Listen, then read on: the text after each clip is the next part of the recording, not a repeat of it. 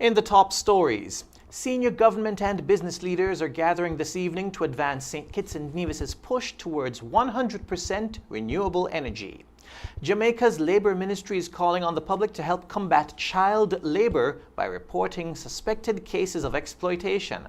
And a major Ukrainian drone attack has triggered fires and disrupted air travel in Moscow. Hello and welcome to the ZIZ Midday Major Newscast. Today's Thursday, the 18th of June, 2026. I'm Jason Davis. Nationally, energy and sustainability ministers and business leaders will gather at the Marriott Beach House this evening for an energy policy mixer aimed at advancing St. Kitts and Nevis's push towards renewable energy. Public Infrastructure, Energy and Utilities Minister, the Honourable Conress Maynard, is among the featured speakers and will address the role of energy leadership, investment and collaboration in supporting national development.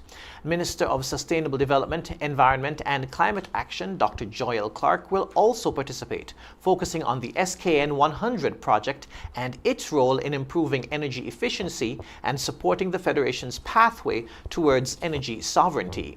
Nevis's Minister of Finance, Premier the Honourable Mark Brantley, is also scheduled to take part as efforts continue to advance geothermal energy development on the sister island.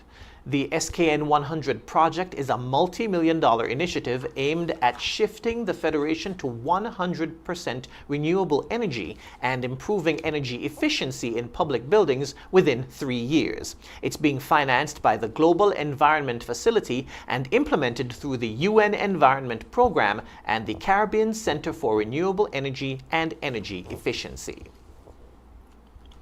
The Solid Waste Management Corporation recognized the contributions of sanitation workers on Wednesday as it joined the international observance of Global Garbage Man Day. As the corporation honored its staff at its headquarters in Basse-Terre, attention was drawn to the vital role they play and the fact that much of their work often goes unnoticed. Well, today the corporation and waste management agencies globally are celebrating Global Garbage Man Day. Well, today we chose to honor our staff on this momentous occasion just because we found that it was important that we highlight the significance of their roles. Very often we have a lot of staff that their efforts go unseen. The observance was originally scheduled to take place at the Basse-Terre landfill as part of a public open day. However, the event was moved following recent fires at the facility. However, with recent events with the landfill fire, we weren't able to have that, and so we will be having the open day aspect at the Environmental Day Green Expo this coming. Officials used the occasion to encourage greater public appreciation for sanitation workers and the essential services they provide.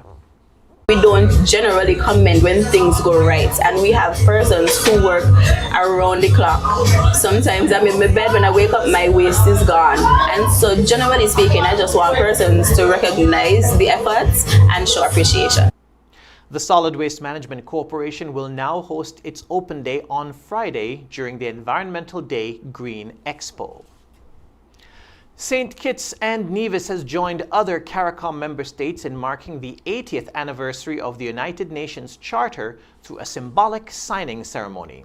Representing the Federation was Dr. Mutris Williams, St. Kitts and Nevis's permanent representative to the United Nations. The ceremony commemorated the signing of the UN Charter on June 26, 1945, a document that established the framework for the modern United Nations. The Charter outlines the organization's principles of international peace and security, human rights, social development, and cooperation among nations. Officials said the participation of St. Kitts and Nevis alongside its CARICOM partners reflected a continued commitment to international cooperation, sovereign equality, and the peaceful resolution of disputes. Moving now to news on the regional scene, Jamaica's Labour Ministry is calling on the public to help combat child labour by reporting suspected cases of child exploitation. Junior Minister of Labour Donovan Williams made the appeal during the June 12th commemoration of World Day Against Child Labour. He said public vigilance and timely reporting are critical to protecting children from exploitation and harmful work. Child labor, he noted, continues to threaten children's education, health, and personal development, placing their futures at risk. This year's observance was held under the theme Red Card to Child Labor: Fair Play for Children, Decent Work for Adults, which he said reflects Jamaica's commitment to eliminating the practice. While children can benefit from age-appropriate responsibilities and supervised activities, he stressed that child labor occurs when work becomes harmful or interferes with a child's development. Williams also pointed to Jamaica's Child Care and Protection Act and the Employment Prohibition of Child Labor Act as important legal protections for young people. He said addressing child labor requires not only enforcement but also greater support for families and communities facing economic and social challenges. Guyana's President Dr. Irfan Ali says the country's sugar industry must continue to modernize and improve efficiency to secure its long-term future. Speaking during the 78th commemoration of Enmore martyrs, Ali said he was dissatisfied with GAISCO's failure to meet recent cane production targets. The president called for greater accountability within the corporation, saying government investment in the industry must be matched by stronger performance. Ali said Guyana is continuing to modernize sugar production, with 44% of active sugarlands now prepared for mechanical harvesting. He said the move is intended to help address labor shortages while improving productivity across the industry. The president also highlighted the use of technology, including drones, to support crop monitoring and other agricultural operations.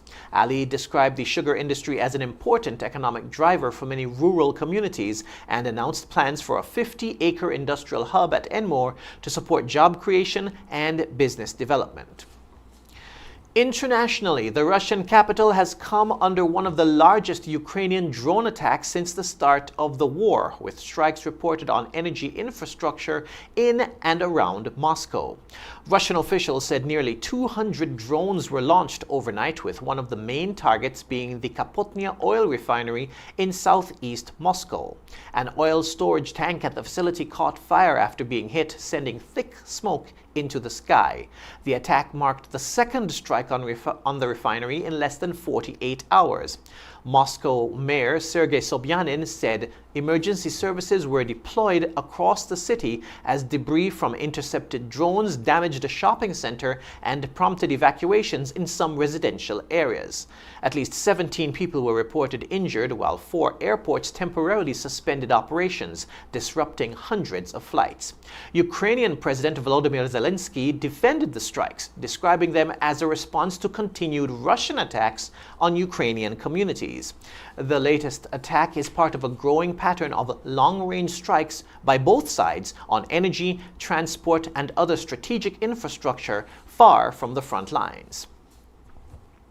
A suspected Ecuadorian gang leader has been shot dead outside the arrivals terminal of an international airport in Ecuador's largest city.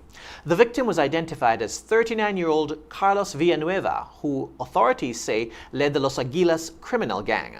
Security camera footage showed 2 men approaching the suspected gang leader outside the airport in Guayaquil before opening fire. Investigators say the gunman appeared to be carrying stuffed toys and flowers, which were allegedly used to conceal the weapons. The shooting caused panic outside the terminal, with passengers running for cover as gunfire erupted. One bystander was injured during the attack.